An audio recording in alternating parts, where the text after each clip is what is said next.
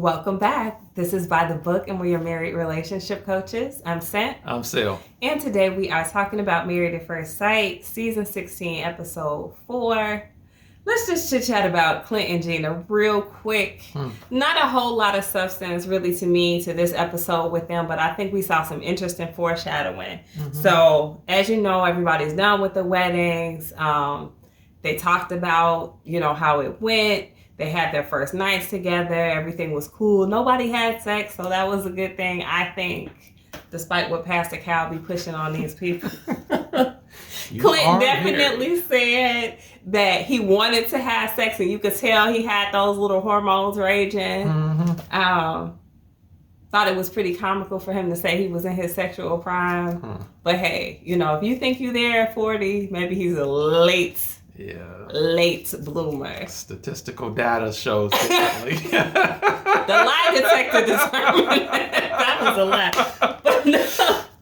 So what I really want to get into really briefly, because I think it was interesting. I was trying to bring your attention to it as we were watching it. Yeah. But everybody's seen the previews of Clint kind of saying things that some of the women found offensive in terms of the body type that he was used to, and I guess sort of Gina not falling into that, and him perhaps not being attracted to her or whatever. And so as women, of course, we're all like, oh, how dare he? And, Gina's a pretty girl, so you don't want to hear that happen. We've seen a lot of people get their feelings kind of crushed on this show from season to season, and don't want to see it again. Don't want to see it from some chauvinistic man with unrealistic body expectations or whatever. But those are the previews we saw. However, what we saw today, I think, is what led to this whole crumbling situation. So, of course, everybody met with one another's in-laws and friends and things like that. It seemed like when Clint met with her friends, they were really just talking about both of them being very busy people. They have full lives and fitting each other in. Her friends seemed to like him. The one lady, I don't know what her name was, one of her friends was saying that they're so similar, they're going to have to see where they complement each other, essentially. Yeah. So I felt like their talk went fine. Gina, I don't know if she was drinking as she was having this conversation or before she was having this conversation. Yeah. But I think she did too much, y'all. Yeah. So I don't know if this was his brother or his friend, but one of the people who she met with said to her, asked her point blank, do you think he's hot? Which I think is an awkward question to ask anyway, especially for somebody who just met someone at the altar. Yeah. I think it's kind of a pressure situation for them. Yeah. And she handled it absolutely 100% horribly. Well, her first instinct and her first answer was the right answer. Right on. It's just as she continues to talk, that foot just boop, it just kept hitting in her mouth. But go ahead. Yeah, so she said yes, right? She said yes. She said yes. She could have left it sweet and simple with that, or she could have followed it up with the things about him that she likes. She could have pivoted completely away from physical appearance. Yeah. Talked about, his hobbies and his lifestyle and whatever.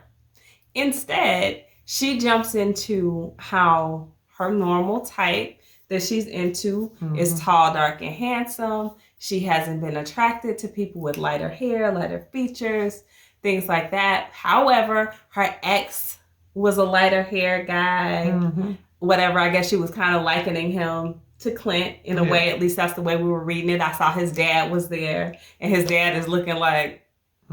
you don't like my boy. Yeah, that's my baby. So she goes on into detail about how, despite the fact that wasn't her type or she wasn't necessarily attracted to it, they came around. And I think the friend even chimed in and said, you kind of warmed up to it or whatever. That's not what his people want to hear. And trust me, they're going to contort it negatively and report it back to him.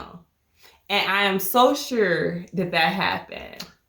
Yeah. I think we as people, I think most of us we can hear 10 things that are positive about us, but that one thing that someone says that is a negative to us, we're going to forget about those 10 things and really start to ponder and think about the negative thing. And that's exactly what happened. So I think sitting in a room or sitting at a table with some people who you don't know, and you're talking about the person who they do know, who is a part of their family and they love, is very, very, very important, I think, to put your best foot forward. And to keep it out of your mouth. Yes, accentuate the positive. The whole bit, you ain't got to say no negative at all. What's the point? You don't know this guy. It's too new. It's way too new to come out and say something like that. Even if he had a family, eventually down the road, you could kind of vent to and talk about some of his flaws and whatever. Now is not the time. I don't know if she was drinking or what, but I think that was a huge misstep on her part. And the male ego, y'all, is real fragile. So I've heard. It is. So, in that coming back to him, it's just as bad, right, as when Mitch had the conversation last season with Kristen's sister. He said what he said, and he delivered it as gently as he could, talking about her not wearing makeup, etc. The sister took it in the worst possible way and spit it back out to Kristen, and she was furious. This is, I think, going to be the same type of situation, except it looks like he's going to maybe handle it in a more passive-aggressive way and then point out the things that he doesn't necessarily prefer about her. So he's not going to handle it in a very mature way. He's not going to, no. I mean, and do we expect him to? I mean, I like, that's a tough situation. And I don't know if he's going to confront her with it first and then bring it to the group, but we definitely saw the previews where he was talking about this in front of the group. And if as a woman, and this is kind of your friend, even if it's a new friend, that's what you hear and you don't hear the first part of this story, then you're going to align with the woman and be like, oh, how dare he? That's very insulting. But I think maybe he's going to deserve a little bit more of a pass than what we were starting to give him. Yeah, probably so. Previous week, me and my wife, we were definitely discussing this couple and just kind of like wondering, where does this thing get off the rails? And so my wife saw this and she's like, did you see that? I was like, no, I'm just watching the show. He be watching, but he don't be watching, y'all. But she was right on. We had to rewind it and everything. I was like, oh, okay, yeah, it does make sense, that this could possibly be the proverbial wrench that goes into the machine, because it does seem at this particular point where we just left off this week, they're feeling each other. They're into each other. And I mean, he's talking about how attractive she is to him, and she's doing the same, and he's ready to consummate the marriage on night one. I mean, he has her laying on his furry chest. I mean, they are ready. I mean, he's ready. And so to me, it's just like, man, what's gonna happen? And I think you found it. Possibly. We're going to find out. Yeah, I think that's just a good chance that's it. That male ego is something else. So I've heard. That's